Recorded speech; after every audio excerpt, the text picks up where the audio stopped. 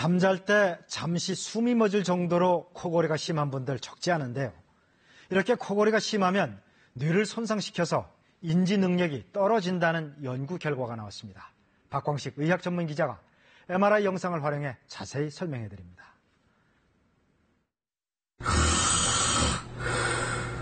숨이 넘어갈 듯 하다가 헉 하고 숨이 멎는가 싶더니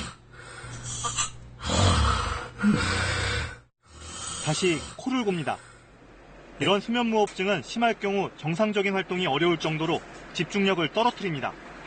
핸들을 잡은 채로 졸기 시작하더라고요. 회사에서 가만히 듣기만 해야 될 때 졸음 때문에 타박을 듣기도 했고. 한 병원 연구팀이 40, 50대 수면무호흡증 환자들의 뇌를 MRI로 특수 촬영한 영상입니다.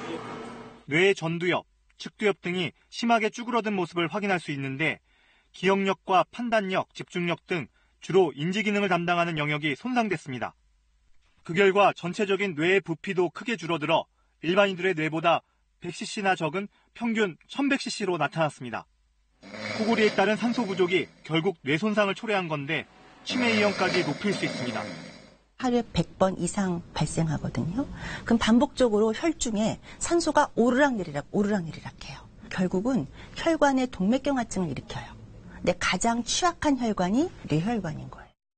흥미로운 건 환자에게 마스크를 씌워 산소를 불어넣어주는 양압치료를 1년 반 동안 시행했더니 줄었던 뇌 크기가 50%가량 회복됐다는 점입니다.